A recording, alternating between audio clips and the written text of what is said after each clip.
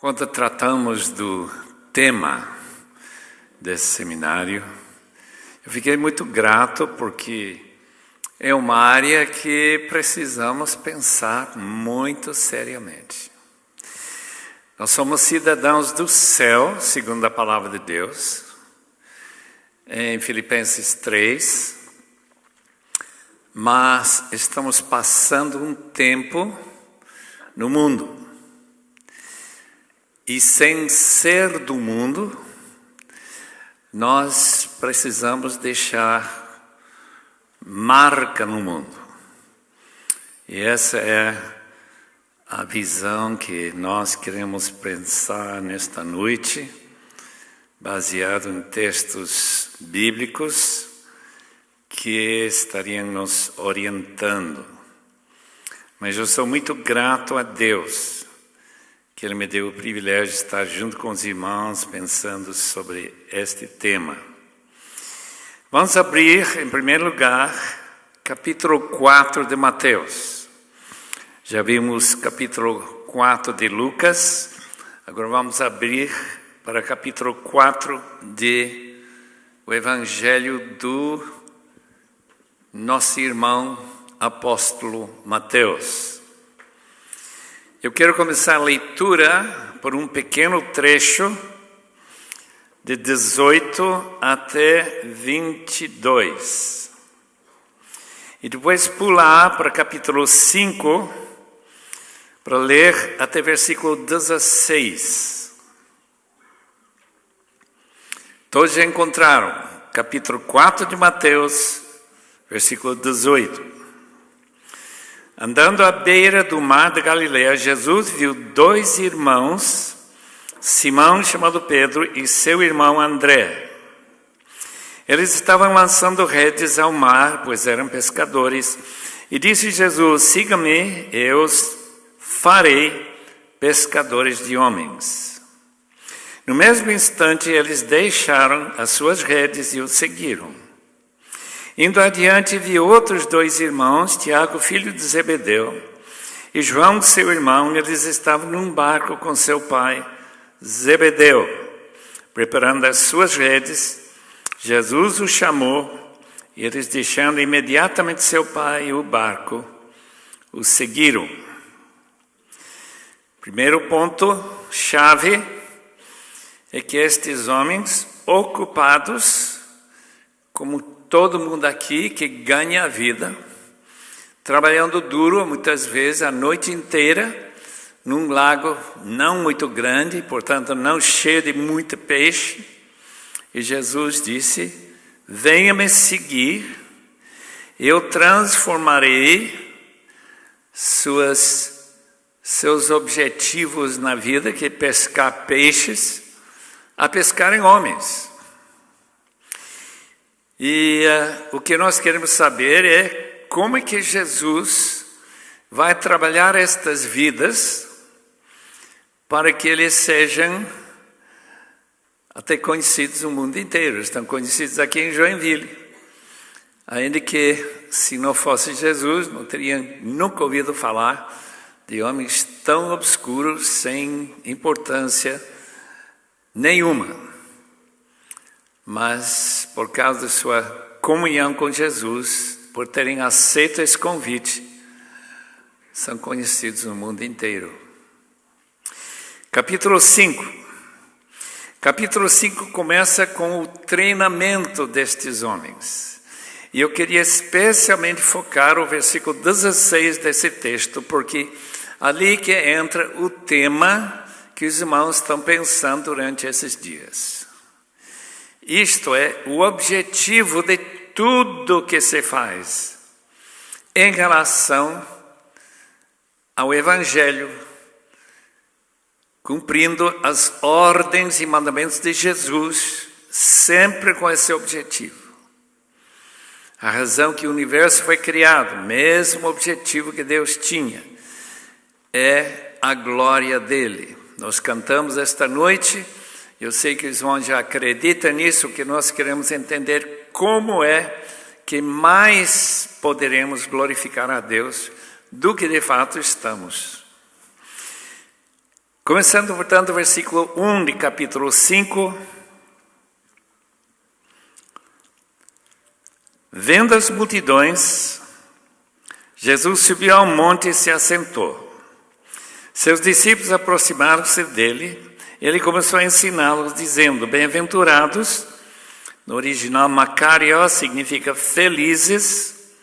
Quão felizes os pobres em espírito, pois deles é o reino dos céus. Makarios, quão felizes são os que choram, pois serão consolados. Bem-aventurados os humildes, pois eles receberão terra por herança. Bem-aventurados os que têm fome e sede de justiça, pois serão satisfeitos.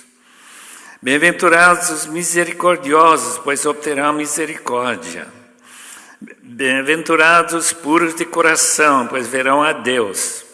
Bem-aventurados os pacificadores, pois serão chamados filhos de Deus. Bem-aventurados os perseguidos por causa da justiça, pois deles é o reino dos céus. E bem-aventurados serão vocês, quando por minha causa os insultarem, os perseguirem, levantarem todo tipo de calúnia contra vocês.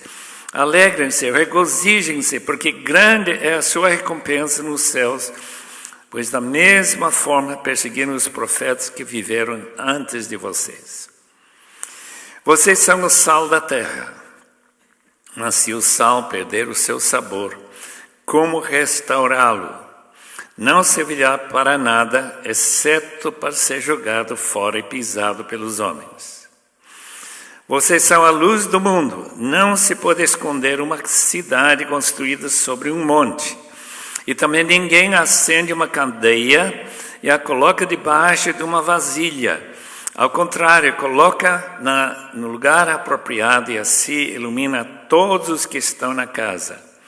Assim brilhe a luz de vocês diante dos homens, para que vejam as suas boas obras e glorifiquem ao Pai de vocês que está nos céus. Vamos orar com a ajuda dos irmãos.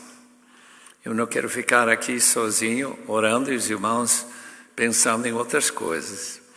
A palavra amém, que se pronuncia em todas as línguas do mundo da mesma forma, uma palavra hebraica, que significa que eu concordo. Eu também desejo a mesma coisa. Se os irmãos puderem dizer o amém, então os irmãos estão cooperando nessa oração, então se torna a oração do povo de Deus e não apenas a minha. Portanto, eu gostaria de pedir que os irmãos, se concordarem, acrescentar o amém. Pode ser? Amém. Oh Deus, oração, grande mistério.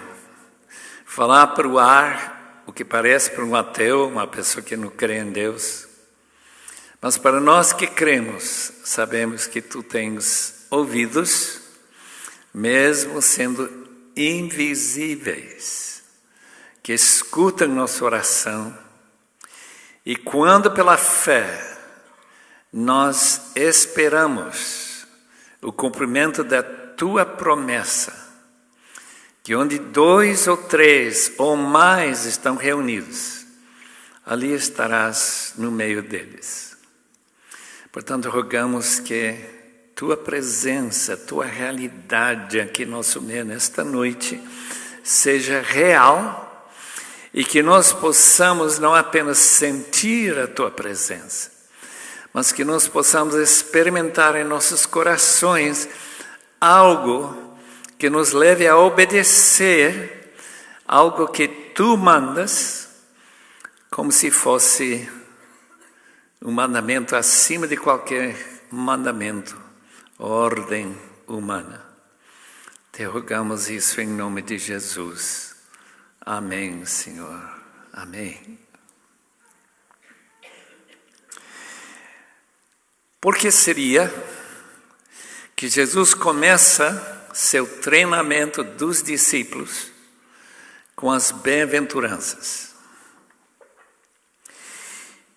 Eu tenho perguntado a mim mesmo por que seria que esses discípulos, no meio de uma multidão que queria ouvir a Jesus, ele vai falar para eles. Se os irmãos notem no início do capítulo, diz que Jesus subiu esse monte. Quem foi para Israel, eu estive lá este janeiro, foi justamente para aquele lugar que tradicionalmente é o lugar onde Jesus pronunciou estas bem-aventuranças. E a minha sugestão, e eu não posso dizer que a Bíblia diz isso, é porque as bem-aventuranças fazem parte da modificação do caráter de qualquer pessoa que queira servir a Deus numa sociedade corrupta, que vive na escuridão da incredulidade, que está caminhando para o inferno e nem crê no inferno. Que nesse texto nós somos convidados a sentir a profunda alegria de um treinamento de Deus para que nós possamos ser instrumentos da sua glorificação. A palavra glória significa o ajuntamento de todas as perfeições de Deus. Todas elas. Nós não temos a mínima ideia quanto é a glória de Deus, porque nós não conhecemos perfeições. Mas quando o texto termina com essa frase, para que a pessoal desta cidade, de São Paulo, onde eu moro, pessoal de Kuala Lumpur, ou Bangkok, ou Calcutá, ou qualquer outra cidade do mundo inteiro, reflita de alguma maneira a glória que Deus já tem, porque Deus é perfeito em sua glória também. Mas para que pessoas que não conhecem a Deus, por causa das boas obras, glorifiquem a Deus. Eu entendo que essa frase significa que eles se colocam à disposição de buscar a felicidade que os discípulos têm, de se sentir-se macários. Afinal de contas, o que significa serviço social? É para levar pessoas tristes, pessoas sem destino, sem programa nenhum, sem razão para glorificar a ninguém, venha glorificar a Deus. Como que será isso? Da maneira que somos transformados de nosso egoísmo, do nosso egocentrismo, para centrar nossos valores na própria pessoa de Deus. E daí vem as chamadas bem-aventuranças e vários outros textos. Eu estava pensando hoje à tarde, por exemplo, um dos textos que deveria chamar muito a nossa atenção é essa de Gálatas 4,19. Gálatas 4,19 diz o seguinte: Paulo diz: estou passando as dores de parto de novo. Ele já tinha passado essas dores quando ele passou nas igrejas da Galácia, para que Cristo seja formado em vós. Por que é importante Cristo seja formado nas igrejas da Galácia?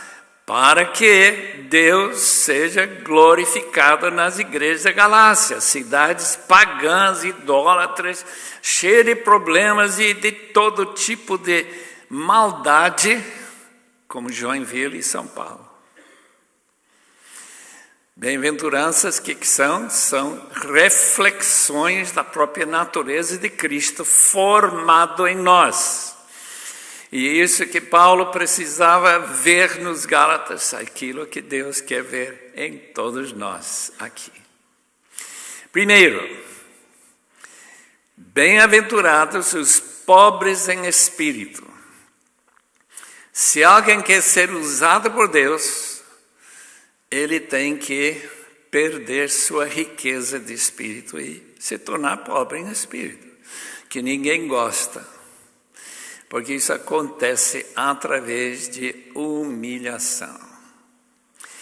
Se alguém aqui, esta noite, gosta de ser humilhado, que logo que ele fique humilhado, ele diz: glória a Deus, eu estou muito feliz que você me insultou, que você pisou em cima de mim, você me esmagou, você me roubou.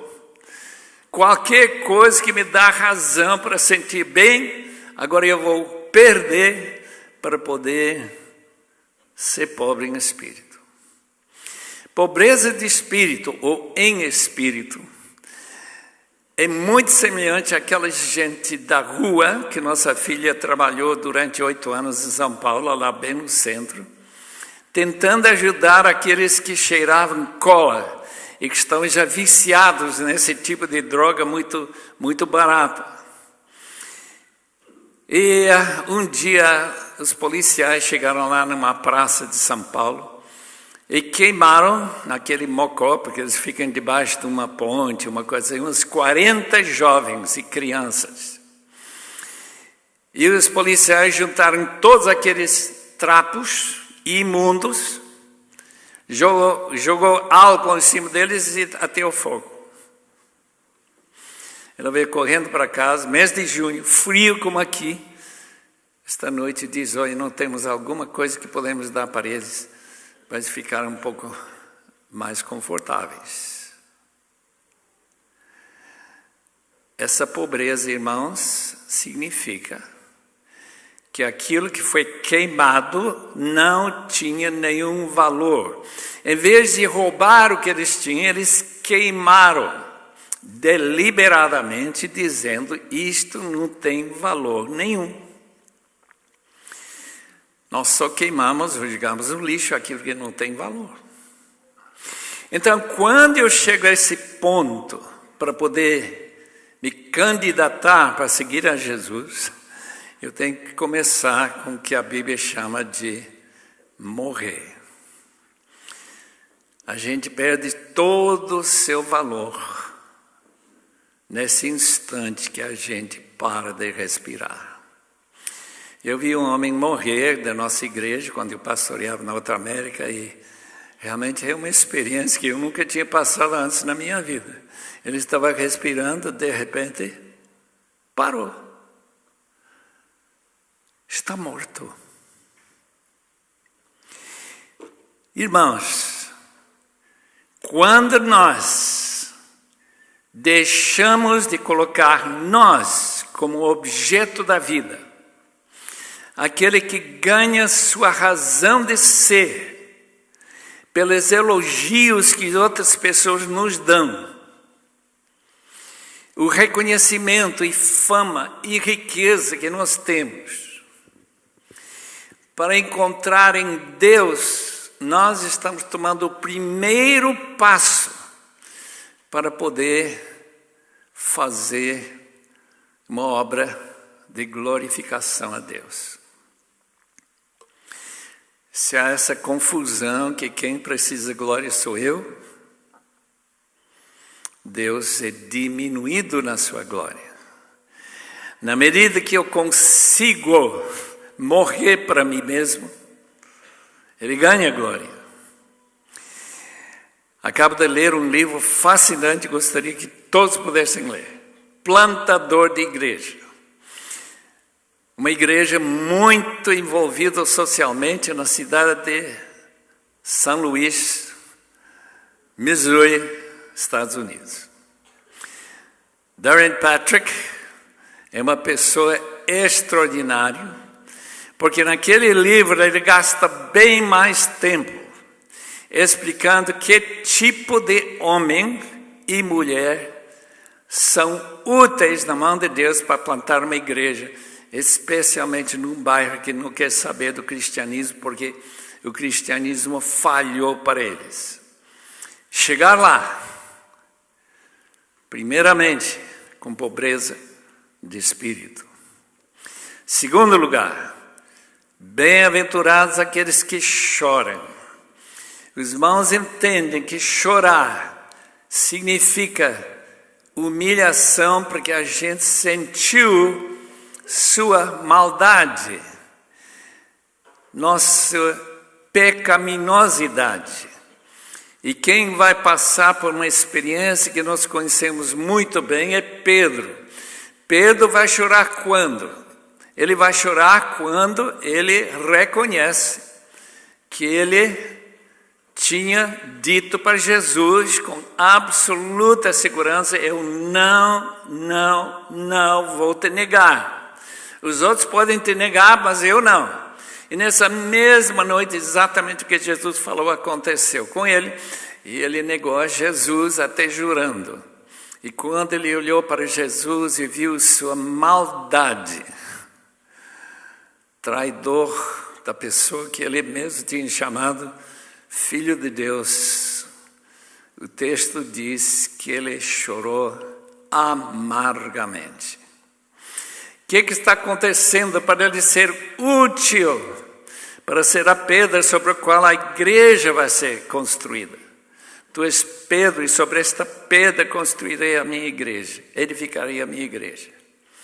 Eu tenho que ser uma pessoa que chega a zero e depois um pouco abaixo de zero também. Número 3, tem que ser uma pessoa. Os irmãos olharem bem para o texto aqui, uma pessoa que diz aqui humildes, mas eu acho que a palavra manso serve muito bem para traduzir. A palavra normalmente, por exemplo,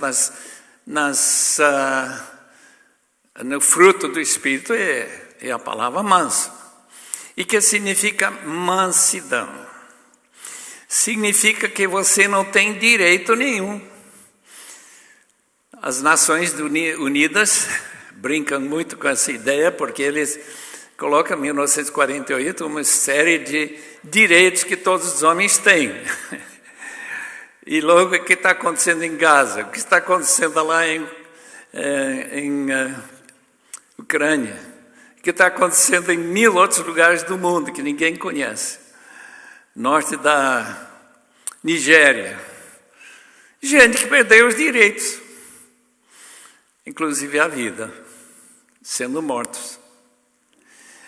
Amados irmãos, quem Deus vai usar para uma vida que traz glória para Ele é uma pessoa que não reclama, não busca vingança quando alguém tira os seus direitos. Foi aqui em Novo Hamburgo, um amigo meu que estava dando uns estudos sobre as bem-aventuranças, quando um deles teve uma crise de tosse e saiu para a rua para não perturbar o grupo. Lá ele olha para a rua onde ele tinha deixado o carro, vê um buraco lá, que um espaço vão. Como que é isso? Deixei meu carro lá, não está lá mais. E aí ele vai pensando, alguém pegou meu carro sem direito.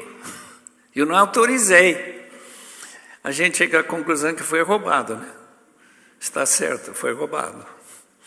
E ele, que era muito bravo, ele começa a pensar como vai se vingar desse indivíduo, logo que ele ficar descoberto o que foi, né?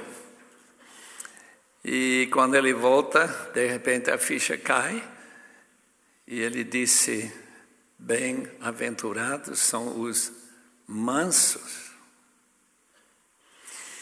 Mansa pessoa que coloca a vingança nas mãos de Deus, que coloca todos os seus direitos na mão de Deus. E ele volta para falar para o grupo que Deus mandou alguém levar o carro dele. Quer dizer, de Deus, não dele. Porque ele não tinha mais direito a esse carro. Pela primeira vez ele entendeu, e todo o grupo entendeu, como é impressionante a felicidade de não ter nada. E, portanto, não tem que se vingar de ninguém. Não importa quanto você foi abusado, ou quanto você foi insultado, como nós vemos um pouco mais para frente. Número 4, bem-aventurados, felizes mesmo são aqueles que têm fome e sede de justiça. Quando você tem fome, o que você vai? Vai para o McDonald's, vai para um restaurante, ou vai para casa e vai preparando alguma coisa para comer. Quer dizer, quando a gente tem fome, a gente se envolve. Esse negócio de justiça, em Mateus, é justamente o que se chama de obra social, boas obras.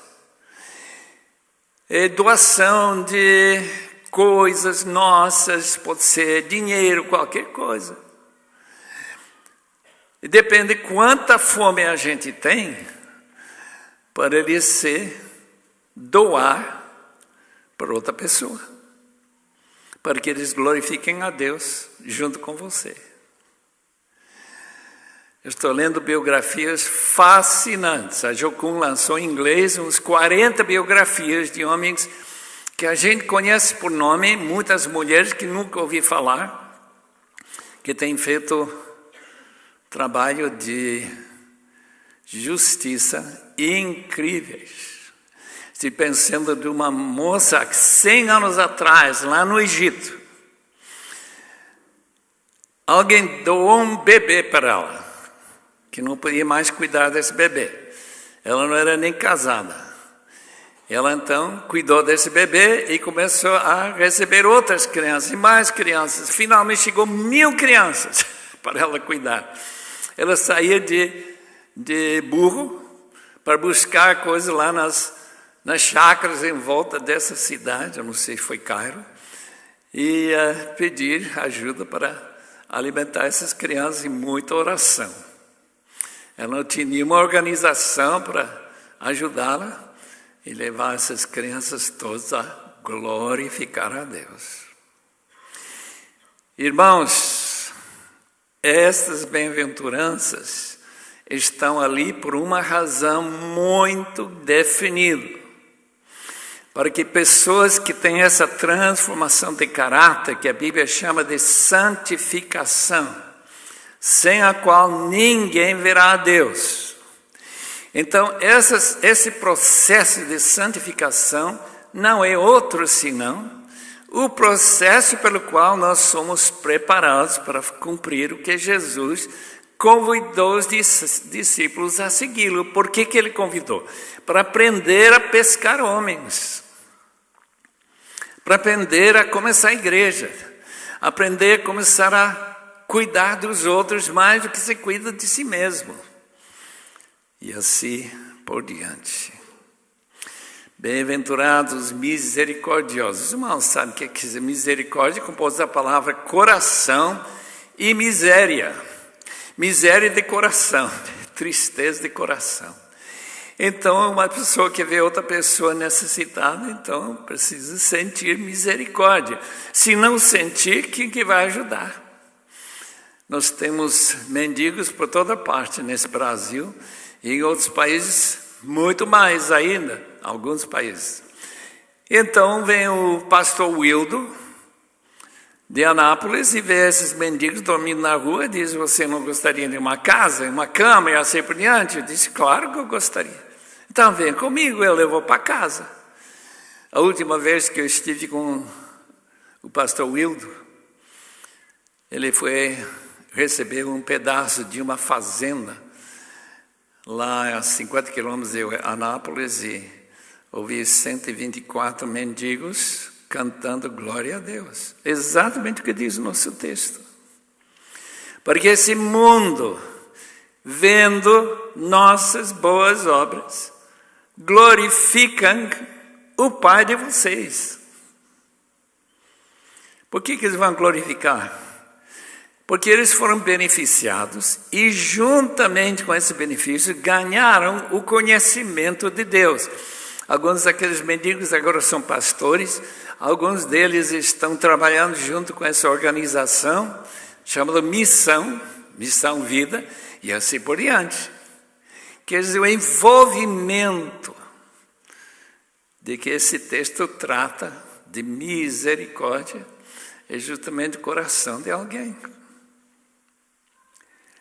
Por que ele faz isso? Porque que ele se sacrificou tanto para juntar mendigos e dar-lhe 9 meses de cuidados e lançá-los novamente com profissões e capacitações por causa da misericórdia.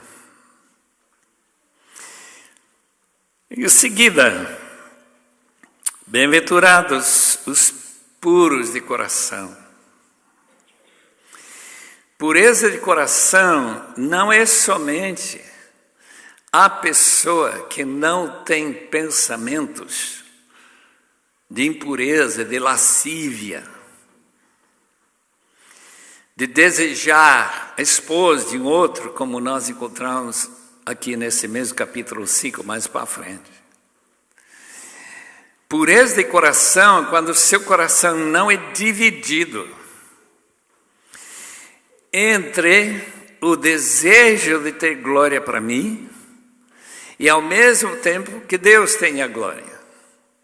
Pureza é também singeleza de coração. Tem um objetivo. E o homem de Deus, a mulher de Deus, uma pessoa que afasta de si e coloca seu objetivo a glorificação de Deus. Eu tenho encontrado na minha vida, já há alguns anos, tanto na Bolívia, na América, na Escócia, Portugal e depois o Brasil, tenho encontrado gente que impressiona, porque, pelo menos, olhando de fora, eles realmente são puros de coração. É tão raro que a gente fica impressionado. Quer dizer, eles já andaram tanto com Jesus que suas vidas realmente refletem a glória do Senhor Jesus. Mais um. Bem-aventurados os pacificadores. Serão chamados filhos de Deus. Como que é um filho de Deus? Filho, aquele que imita seu pai. Naquela época, muito mais do que hoje, em que nós somos mais individualistas. Naquela época, o filho simplesmente acompanhava e se aderia, se encaixava na profissão do seu pai. Então, filho é aquele que entra na missão de Deus no mundo. O que Deus está fazendo no mundo? Ele está buscando glória. Essa é a razão que Ele fez o mundo, essa é a razão que Ele fez cada um de nós. Até que ponto eu estou disposto, como filho de Deus, ser um pacificador. Pacificador significa simplesmente pegar a mão de alguém e colocar na mão de Deus, para ele parar de brigar e de lutar contra pessoas e começar a lutar contra seu próprio egocentrismo e dar essa glória que Deus deseja de cada um de nós. Portanto, essas bem-aventuranças estão tratando daquilo que, como diz Darren Patrick, é fundamental para poder trazer glória para Deus. E que nós encontramos no fim. Versículo 10. Bem-aventurados os perseguidos por causa da justiça, pois deles é o reino dos céus. Essa ideia de que nós devemos ficar super felizes, mais felizes do que os outros, é quando a gente cai na perseguição. O irmão André, de Holanda, é a organização que ele começou há mais de 50 anos atrás, de portas abertas, de entregar Bíblias na Rússia, onde a Bíblia era livro proibido, um país ateu, em que as escolas todas ensinavam o ateísmo. E agora, irmão André, já que a Rússia não é mais um país tão obstinadamente contrário ao cristianismo, agora temos a perseguição dos islâmicos, os comunistas de Coreia do Norte, vai distinguindo quais são os países que mais perseguem. O que não vi ainda na sua revista que eu recebo, como nós devemos dar graça a Deus pela perseguição da igreja. A perseguição da igreja, do ponto de vista humano, é uma razão para lamentar.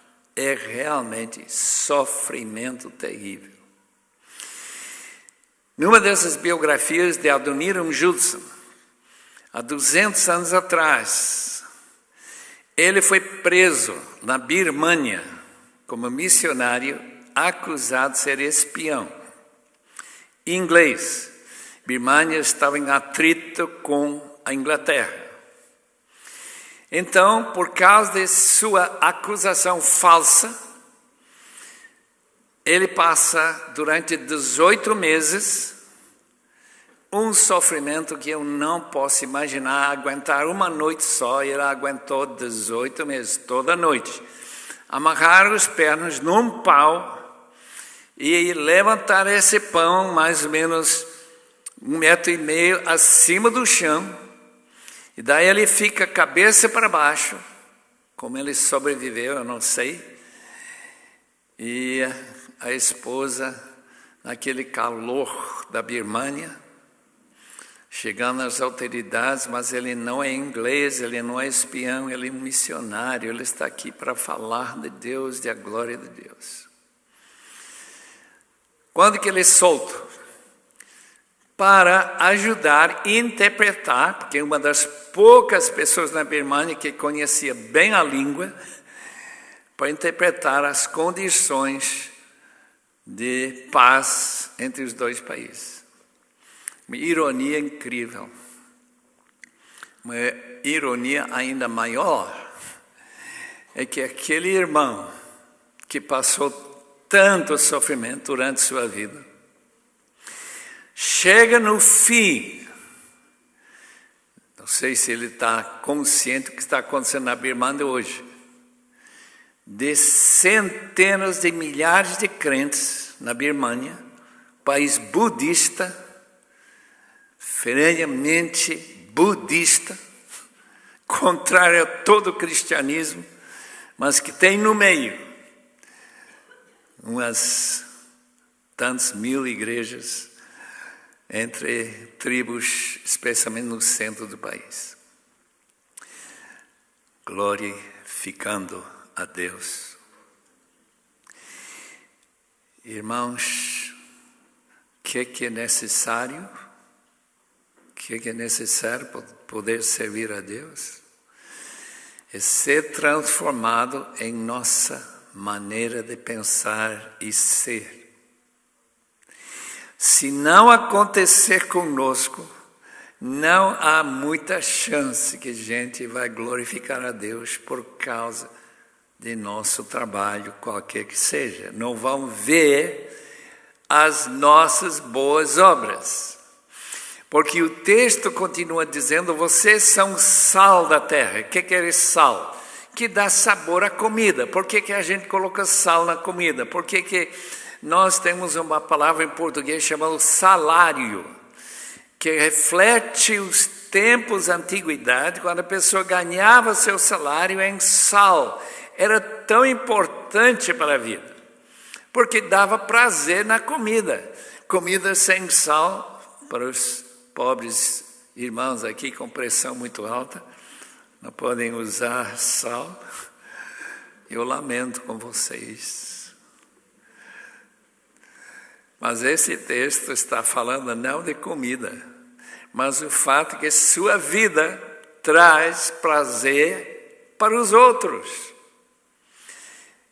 E, consequentemente, o mundo dar glória a Deus pela vida e sabor que você dá para a vida. Há um texto em Colossenses capítulo 4 que diz que toda a nossa conversa deve ser salgado, isto é, com sal, para que seja uma conversa agradável, em vez de estar xingando a gente o tempo todo. E vocês são luz do mundo. O que significa luz? Que traz da ignorância, traz iluminação na cabeça, para entender qual é a razão de ser. Eu estive conversando com um industrial lá de São Paulo, pessoa que estudou na Universidade de Cambridge, na Inglaterra, uma pessoa muito bem preparada intelectualmente, mas muito pobre em termos de Bíblia. Ele me falou, nunca esqueço, quando eu morrer, vou morrer como cachorro. Agora, como é que cachorro morre? Eu não sei se cachorro vai para o céu, mas eu acho que não. Pelo menos a Bíblia fala que eles estão fora dos muros da Nova Jerusalém. Os cachorros estão fora. Em outras palavras, se ele quer morrer como cachorro, se ele acha que vai morrer, ele tem 2 erros seríssimos. Primeiro, que ele nunca morreu, portanto não sabe como vai ser. Em segundo lugar, que ele entendeu que morrer como cachorro significa deixar de existir. Cachorro aparentemente vira igual a uma pedra, morta. Mas a gente sabe muito bem que a Bíblia diz que pessoas que morrem sem Cristo não vão morrer como cachorros. Eles vão morrer para serem ressurretos e enfrentar o grande dia de juízo. E nesse dia, esses pobres indivíduos que nunca prestaram a mínima atenção ao convite de Jesus para vir para Ele, seguir a Jesus, passar por experiência de transformação, e por esse motivo serão condenados eternamente. A melhor obra que eu posso fazer no mundo social ou de qualquer outro tipo é ajudar uma pessoa a olhar para o futuro e não morrer como cachorro. Entre aspas. Não morrer sem poder decidir definitivamente que ele tinha toda a razão para se curvar diante de Deus, ouvir o seu convite, vinde atrás de mim e me siga. E em vez disso, diz, eu quero viver sem Ele, eu não creio nele nem um pouco. Portanto, esta é a minha primeira tentativa de entender o ponto de vista de Jesus relativo a boas obras. Porque justamente o texto termina, aquele trecho, aquele parágrafo, versículos 1 a 16, com essa frase, para que eles vejam as suas boas obras. E com essas boas obras eles chegam a glorificar a Deus, que significa se salvar, porque ninguém que não aceita a oferta da salvação glorifica a Deus, é impossível. Que Deus abençoe os amados irmãos nesse projeto de sua vida, de serem pessoas que não vão chegar na presença de Deus sem nada em suas mãos para oferecer para Ele. E não ter nada para dizer obrigado por ter me dado um discípulo, 2 discípulos, 20 discípulos, 100 discípulos, quem sabe quantos. Para a glória de Deus.